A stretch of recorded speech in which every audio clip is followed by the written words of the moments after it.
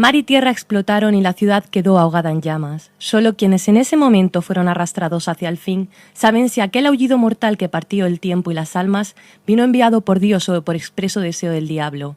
El sol, levemente radiante, quedó fundido. El agua, salpicada por su propio cuerpo convertido en dinamita, y acto seguido, el fuego engulló a todos sus hijos. Así comienza Ahogada en llamas, una historia de amor, ambición, sueños depuestos, anhelos, venganza, esplendor y decadencia de una ciudad y sus hijos en una saga que navega por episodios cruciales de nuestra historia. Una novela escrita por Jesús Ruiz Mantilla, que esta tarde está aquí con nosotros en Periodista Digital. Buenas tardes, Jesús. En primer lugar, agradecerte el estar aquí con nosotros en Periodista Digital. Pues Dios, muchas gracias a vosotros. Es periodista y escritor. Ajá. Estas preguntas seguramente ya se la hayan hecho, pero ¿qué vino antes, la ficción o la información? Bueno, las dos cosas yo creo que bullían en mí. Lo que vino es las ganas de contar, el vicio por contar, ¿no? De alguna manera, por contar las cosas. Entonces, en el periodismo, yo creo que es una redundancia eso de periodista y escritor, ¿no? Es contador. En unas cosas cuentas con el argumento de la realidad y en otro, pues la realidad la tienes que inventar y te diviertes a lo mejor un poco más. Pero es lo mismo, se trata de lo mismo, de contar. Como buen santanderino, ¿qué tiene su tierra que la hace, que no tiene el resto de España, que la hace un marco perfecto para la historia que cuentan Ahogada en llamas? Bueno, mar, tiene una bahía que es como un útero, tiene del que nadie quiere salir, es una ciudad que está a expensas de los elementos, del viento, de la lluvia, del tiempo cambiante, y es una ciudad con mucho carácter y con mucha identidad, una profunda identidad marinera, ¿no? Y abierta al mar, pero encerrada en sí misma, entre el clima, entre las nubes, entre la lluvia, misteriosa también, indescifrable muchas veces, pero muy fascinante. ¿Y cómo aparece la idea de contar su historia? Bueno, pues aparece porque nadie la había contado. Y entonces un escritor santanderino, cuando ve que las dos mayores catástrofes de la ciudad se han contado de una manera bastante superficial en la literatura y piensa que como nunca nadie antes ha hecho una novela sobre el punto de partida de Ahogada en llamas, que es la catástrofe del Machichaco, donde murieron 500 personas y explotó un barco sin aviso previo de una dinamita que portaba ilegalmente. Y luego la ciudad se incendia en 1941. Piensas, y tampoco hay mucha literatura sobre eso, muy poca. Dices, yo creo que te estás autoseñalando para tener que hacer una novela sobre eso, ¿no? Y es una responsabilidad el que se te ocurra eso, y es una suerte que a nadie se le haya ocurrido antes, porque son dos episodios absolutamente épicos y heroicos de la ciudad, ¿no? Entonces eso también sirve para reivindicar el espíritu muy heroico, callado, discreto, pero heroico y épico que tiene Santander, cuando la gente piensa que es una ciudad calmada, tranquila, apaciguada, y es todo lo contrario. O es así porque se lo ha ganado a pulso después de haber padecido a sangre y fuego muchísimos avatares, ¿no? Hay una cosa que me parece muy curiosa. A lo largo de todo el libro, creo que no he sí, a lo mejor lo he podido pasar por alto porque ya sabía de dónde estaba ambientada la historia, pero creo no haber leído el nombre de la ciudad a lo largo de toda la novela. ¿Por qué?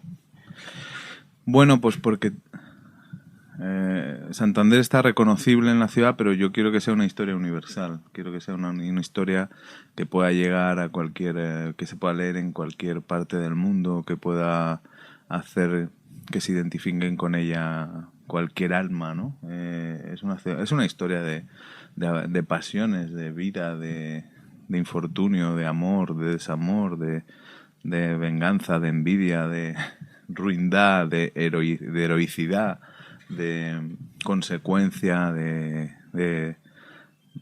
pasión por la vida, ¿no? Entonces, en eso los territorios no tienen nombre, Ese es el alma de las personas, ¿no? Entonces, quienes tienen que tener nombre ahí son los personajes. Y los personajes sufren, padecen, gozan y pasan por la vida con abiertos a experimentar todo tipo de cosas, ¿no?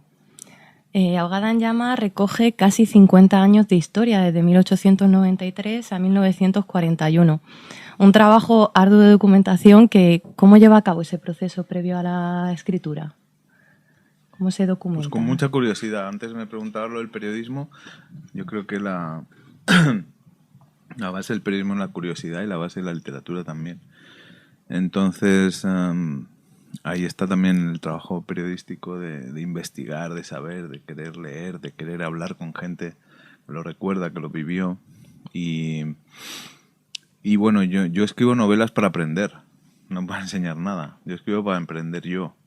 Yo aprendo muchísimas cosas con las novelas que escribo. Y escribo según qué novelas porque quiero aprender más o profundizar más en según qué cosas, ¿no? Entonces yo quería aprender la historia de mi ciudad, quería ahondar en ella, quería, bueno, pues conocerla a fondo para poder narrarla y desvelarla. Entonces, bueno, eso me llevó muchísimo tiempo. La novela han sido 3 años de trabajo, pues aquello me llevó 1 año y medio, la mitad, pero luego mientras escribía seguía leyendo, seguía indagando, o sea que el proceso de la escritura también acompañaba el proceso de documentación y de investigación y ha sido pues un conocimiento, es como hacer una carrera sobre Santander, ¿no? Entonces, para escribir una novela. Y bueno, la verdad es que ha sido muy, muy placentero. ¿Y hasta qué punto la historia, los personajes, que ahora después hablaremos de ellos, son reales o son ficción? Porque sé que hay algunos que sí sabemos todos que son reales, pero... Hay muchos personajes reales, hay muchos personajes inventados que parecen reales y hay muchos personajes reales que parecen inventados. Es un juego curioso. Pero bueno, está la presencia de Galdós, de Méndez Pelayo, de Pereda, de Gutiérrez Solana, el pintor, está el rey, Alfonso XIII, la familia real, y están los personajes inventados, que son esa familia que es el tronco de la novela, sus amigos, su entorno, que se mezclan con los personajes reales también, que hablan, que dialogan con ellos, que tertulian con ellos, que bueno, que están en conflicto con ellos. Y luego hay todo un fresco de personajes secundarios que son el cagueta, las pescaderas, los vagabundos, los borrachos de los muelles, los raqueros, que existieron realmente, pero parecen sacados de un relato. Yo siempre digo que es como de García Márquez, que dan un aire de realismo mágico a la novela, ¿no? Pero que existieron realmente. Y le saqué de un libro que a mí me fascina, que se llama Tipos Populares Santanderinos, de Rafael Gutiérrez Colomer, que ha sido fundamental para que yo fuera tejiendo Ahogada en llamas. Diego Martín, el cabeza de esa familia que nos lleva a través de toda la historia, es un hombre que ama la vida y que la intenta vivir en todo y sabe disfrutar de ella en todo lo que puede. Sí. ¿Cuál sería su mayor miedo? El de Diego Martín. Bueno, los miedos que padece al final de su vida, ¿no? El miedo a la incomprensión, a la intolerancia, el miedo a sufrir, a perder parte de su vida, de su a la inseguridad de su familia, a la guerra, al drama, ¿no? A no haber conseguido la frustración, el miedo también que tiene a la frustración por no haber conseguido que este país se entendiera, se llegase a entender entre sí, ¿no? Y acabara en un conflicto como la guerra civil, ¿no? Y yo creo que esa pesadumbre, esa pena le destroza, ¿no? Y es un hombre lleno de valentía, pero lleno de miedo también, y lleno de bondad, ¿no? Es un personaje que yo quiero especialmente. Hay otro personaje, como antes lo comentaba, que además es conocido por todos y al que se le trata yo diría que con un mimo especial en la historia, que es Galdós. Sí, sí. ¿Por qué tiene tanto peso ese escritor en Ahogada en llamas? Bueno, porque Era una de las razones por las que yo escribía Ahogada en llamas. Es decir, Galdós veraneó 40 años de su vida en mi ciudad, se construyó una casa allí y está absolutamente borrado en la memoria de Santander. Es como si no hubiese existido, como si no hubiese pasado. Y a mí me daba tanta rabia que el gran escritor del siglo XIX hubiese pasado por mi ciudad, hubiese vivido, se hubiese sentido parte de mi ciudad y que se le hubiese despreciado, que yo necesitaba escribir una novela en la que él tuviese una presencia fundamental, necesitaba escribir una novela que no solo en cuerpo estuviera, sino en alma y en cimiento, porque, porque el cimiento de Ahogada en llamas es la gran novela del XIX, pero vista a través de un lector del XX, ¿no? Y por eso decidí incorporar a Galdós a la historia e incorporar también a Menéndez Pelayo y a Pereda, porque son dos representantes de las dos Españas que acaban en el enfrentamiento civil, pero que a cambio, o sea, por contra, ellos eran amigos, tertuliaban, eran unos maravillosos compañeros y tenían entre ellos una maravillosa amistad que no pudo romper ni siquiera la aspiración que los dos tuvieron al premio Nobel, pero que no influyó para que rompieran su amistad de ninguna manera, pese a que muchos lo intentaron. Entonces son las dos Españas unidas, fraternas, tertuliando, muy tolerantes y muy un gran ejemplo, ¿no? para nuestro país. ¿Cómo desarrollaban su profesión en aquella época estos artistas? Bueno, con mucha más parsimonia, mucha más calma, mucho más tiempo para la reflexión, yo creo. Un poco apartados del mundo, pero mezclados en él. Con mucho gusto por hablar, por discutir pacíficamente, por intercambiar conocimiento mediante la conversación, mediante la lectura, mediante el epistolario, sus cartas y bueno, con mucho rigor también. Las bibliotecas de todos ellos son impresionantes, ¿no? Y bueno, de una manera diferente, pero muy curiosa, ¿no? Muy bonita. ¿Y qué diferencias y similitudes encontraría entre la época en la que nos encontramos en la historia y la que vivimos ahora? Bueno, fue una época mucho más convulsa, mucho más crítica, de la que yo espero que ahora hayamos sacado muchísimas enseñanzas para que no se vuelva a repetir, ¿no? Que yo creo que no se va a volver a repetir jamás, ¿no? Pero también por eso está bien recordarlo, está bien ponerlo en valor y ponerlo también en aviso, en desgracia, eh, bueno, para que no se repita jamás, ¿no? Pero yo creo que dentro de eso también pesan los paisajes, pesa el carácter de la gente, pesa algunos errores que se repiten, pero bueno, hay muchas similitudes quizá de carácter, ¿no? De aire, ¿no?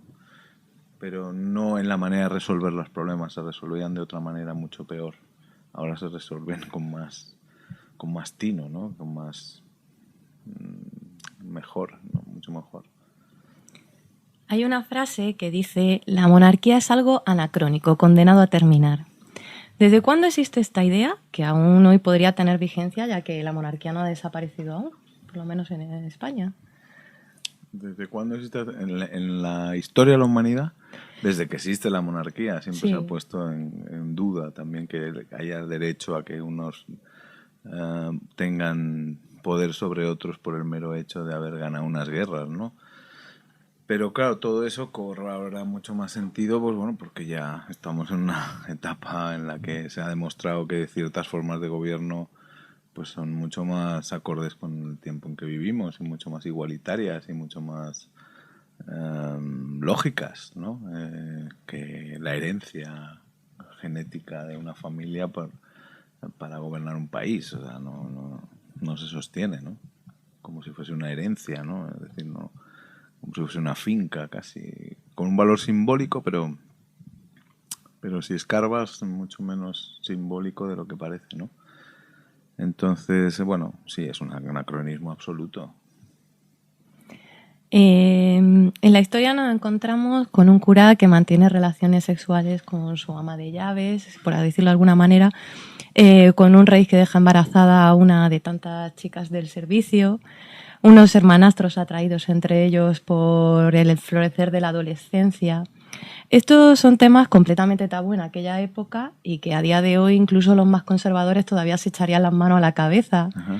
¿Es una manera de denunciar una realidad oculta o es una manera de expresar una forma de pensar? Bueno, es una manera de plantear y de sacar partido en la ficción de donde hay conflicto. Es decir, el conflicto es la carne y la sangre de la ficción que a mí me interesa, ¿no? Entonces, todo eso que has planteado y que has descrito perfectamente, lo que es en sí es un conflicto interior y exterior.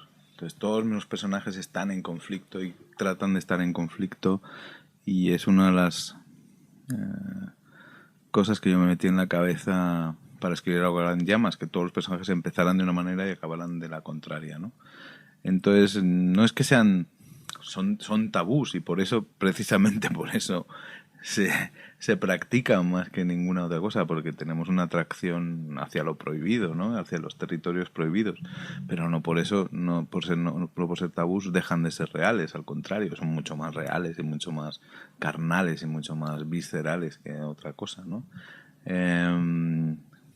Bueno, mi deber era, o sea, mi deber y mi placer era escarbar en eso, exponerlo, expresarlo, ver hasta dónde te podía conducir, ¿no? Y bueno, esa es la gracia de la sal, ¿no? De la historia, ¿no? En cuanto a... Bueno, el cura que tiene sexo no es una cosa en absoluto singular. Es bastante común. El rey que tiene derecho de pernada es lo normal. Pero también me causaba muchísimo morbo el hecho de contar o imprimir en letra impresa algo que en mi ciudad nunca se ha contado, pero que todo el mundo sabía, ¿no? Entonces en mi ciudad siempre se ve el veraneo real, como es aquella cosa glamurosa, maravillosa del balandro, de ay, el rey saludando a las gentes por el paseo y tal, pero en realidad por la noche que pasaba, que veía, como veía en Madrid, películas porno, incipiente porno en Palacio, y bueno, y la verdad es una realidad que Santander es una ciudad donde hay personajes que todo el mundo ha conocido con unos rasgos borbónicos bastante reconocibles, ¿no? Entonces todos sabíamos o saben que eran hijos del rey, bastardos que acabaron en la ciudad y que eran producto de las noches locas del rey en palacio. Y ahí está. Pero nunca se había contado. ¿Por qué no? Todo el mundo lo sabía. Bueno, había que contarlo alguna vez. Sí, de hecho los Borbones tienen fama de mujeriegos. Bueno, sí, tienen esa cosa, ¿no? Ese gen. El otro día, paseando por una librería, me encontré con un libro que se llama La casa de Riverton, de Kate Morton, Ajá. que se publicó en noviembre de 2011, del año pasado. Y es una novela que la portada es muy similar a esta. Muy similar, muy sí. similar, Es verdad. además. Luego he visto en internet que ha habido similitudes, ¿verdad? Hay una mujer, hay un edificio. Bueno, a mí no sé qué le parece. No sé si son casualidades. Lo que pasa que claro, en una novela sobre Santander tenía que estar el Palacio de la Magdalena, que es la imagen mítica o simbólica o icónica, ¿no? Y claro, un título en femenino tenía que haber una mujer en la portada también, ¿no? O sea, Ahogada en llamas, aunque es la ciudad, hay ese doble juego, ¿no? Pero bueno, no sé, a lo mejor es una tendencia, puede ser, no tengo ni idea. Es ahogada en llamas, que es una expresión que dice Diego que parece como si fuera una premonición, ¿no? Sí, como una profecía, pero que también es una descripción, ¿no? El título llama mucho la atención, pero es un estado de ánimo mío permanente. O sea, yo creo que yo observo y analizo la vida como un pensamiento paradójico. Y yo creo que Santander es agua y fuego, y entonces la paradoja y la contradicción y la duda es la manera más Sí, quizá es la manera más lenta, pero es la más segura de acercarse a la verdad, ¿no? Entonces, a mí me encanta el pensamiento paradójico y busqué un título que tuviese un pensamiento paradójico y luché por mantenerlo a toda costa, pese a que algunos dudaban, decían, bueno, es que este título es muy raro y tal. Y yo, no. Es un título mío, ese título no se puede, no puede ser otro, no puede ser otro.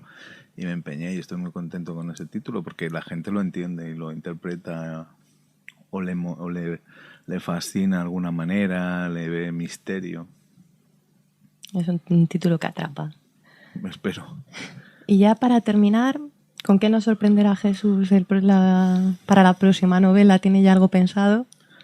Sí, tengo algo pensado y más que trabajado, pero no terminado, no concluido todavía. Y bueno, a mí no me gusta desvelarlo mucho, pero bueno, es la historia. He tenido la suerte que hay una mujer que me haya contado su vida, que es una vida absolutamente fascinante y ejemplar para estos tiempos de crisis. Es una vida que ejemplifica la supervivencia, la lucha, el triunfo de la voluntad sobre las circunstancias y bueno, tampoco quiero desvelar más, pero es una historia en la que estoy trabajando. Pues hasta ahí con podemos ella. contar. Sí. Bueno, pues muchas gracias por acompañarnos en Periodista Digital para presentarnos esta apasionante novela que nos cuenta la historia de su ciudad, de sus gentes, pero también nos cuenta un poco qué fue la historia de España en aquella época. Sí, bastante. Muchísimas gracias a ti, Marina, y a esta casa por acogerme. Muchas gracias.